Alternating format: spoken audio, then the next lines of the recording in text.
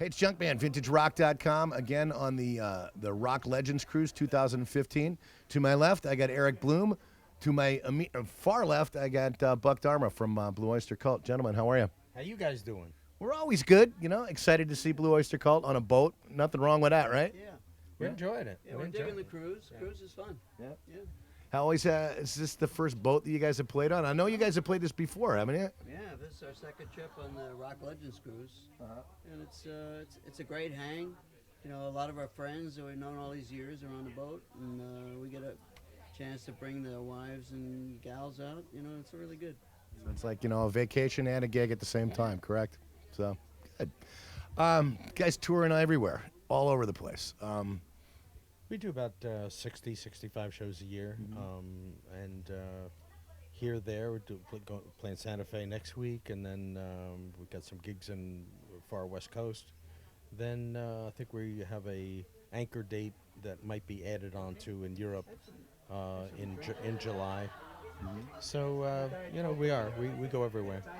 You guys been all like exotic places like boats a lot, or Well, we did this 2 years ago, and we're glad they asked us back. Is it the most exotic spot that you've played? Exotic? The boat? Yeah, a boat. You know, there's a place called the Renfrew Ferry in Glasgow, Scotland. That's a boat too, but it's a little. It's not as good as this boat. That's more like a tomb. Right. That's like a barge or a scow. We're kind of kind of like in the Sphinx tomb right about now where we're doing the interview, So you should feel right at home, right? Correct? Yeah. We did a ferry between Finland and Stockholm earlier, in late 14. Yeah, it's actually quite a big boat. Yeah, this whole boat thing is catching on, I think.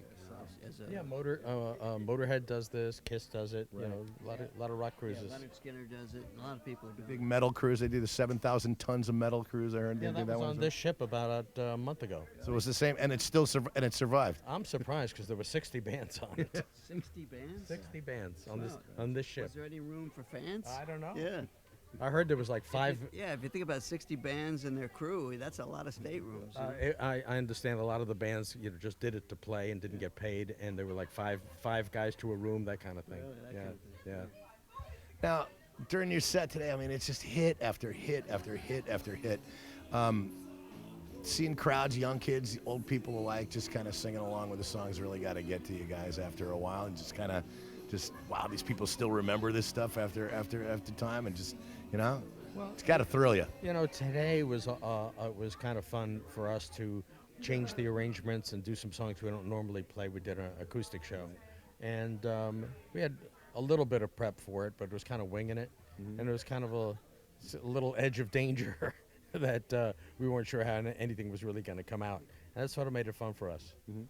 A lot of people just been overwhelming on the boat. It's kind of it's kind of interesting. Like when you're on a ship like this, it's you kind of interact with a lot of the fans more than you normally would during a show. Correct? Yeah, it's the fans are nice. They're all nice folks, and also it's great to hang with the bands that we've played with all these years. But usually it's like high and by when you're on a multi-act bill somewhere. You don't get to spend any time with people, and now we're all eating in the same room and seeing each other's shows, and it's great. Yeah. We definitely love seeing Blue Oyster Cult anywhere we can go. Well, the first night of the tour of this run, it was Thursday night, and went up to the dining room, and there's Alice Cooper sitting there having dinner. Hey, man, we owe him so much because our first tour ever, 72, 73, our agency happened to be his agency, and we were green and didn't really know much yet, and we got on his tour. The Killer album was out at the time, and we were allowed to jump onto that tour as an opening act, and we learned so much from him and got started opening for Alice Cooper. So, we did the, we're not worthy. We're not worthy. Yeah. Yeah, right. I noticed a lot of the really deep back catalogs have been played the last couple of times that I've seen you guys. I love the fact that you guys can dip back in the day, and for the ultra fans that know all the words to things like Red and Black and Seven Screaming Disbusters and things like that.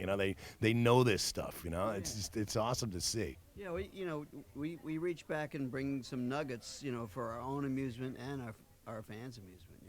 we like to mix it up a little bit for ourselves. You know, we have an expectation of playing a certain amount of songs, but we like to go back and mix that up too, you know, with the rest of it. Do you do that a lot pre-tour? Like just kind of say, you know what, we haven't played this one in a while. Let's give this one a shot. We do. That's exactly what we do. And we reach back.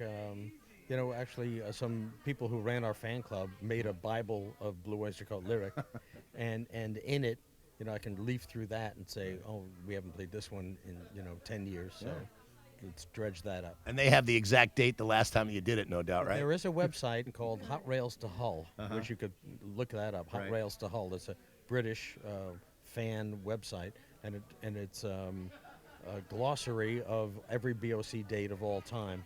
And they want documentation. They want to see the stubs. So it's you can see where did they play in July of '73. It'll be in there. Really? Yeah. Wow, we'll have to definitely look that up. Something I wanted to, I was looking at your old WLIR T-shirt, and I remember my old Blue Oyster Cult purple T-shirt that I had with the insignia. Tell me about the Blue Oyster Cult insignia. How did that come about? When, you know, is there special meaning? I mean, it's been around forever. I know you've probably said it to a million people. It is a common question. Yeah. It came from the graphic from the first album cover. That's the first time we saw it, was when we saw the art that went on the first album cover. Right here. And when we saw it, we all immediately said, well, that's got to be our logo.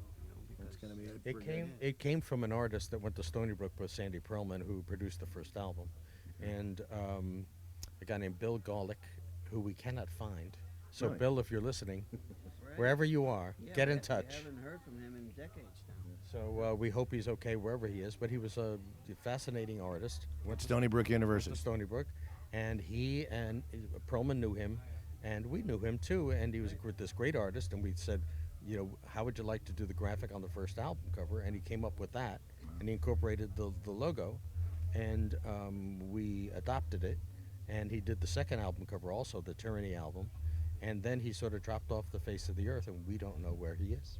Well, if you're out there, man, come see the band. They will have a pass for you at any show that you wish, whether you're in, you know, on a boat or, you know, somewhere back in Long Island even so, you know.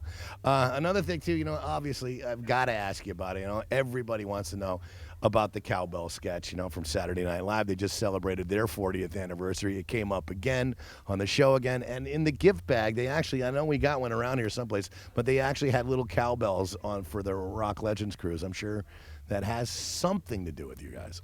I guess it does, and we are expecting a royalty. It's got to be somewhere. But if you don't know what I'm talking about, and I'm sure you do, the Saturday Night Live sketch they did with Don't Fear the Reaper, which, incidentally, we were watching. We were looking for somebody to play the cowbell up on the stage, and nobody was playing it. They were kind of ringing those things out in the audience, though, right? I think it was an oversight. I don't think we thought to bring in cowbell. Yeah. Well, there you go. We didn't have a cowbell? Oh, I don't know. Did not see one anywhere on stage. Could be.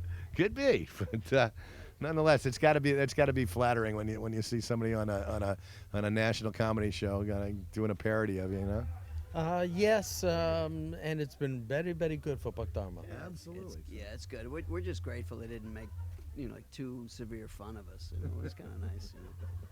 Well, you know, obviously it was a legendary song. I mean, it's a staple in FM rock radio and has been for, you know, 30 some odd years, you know. So it just kind of reached a new audience, it looks like, you know. So congratulations on that. Yeah. So 2015, just more touring, correct?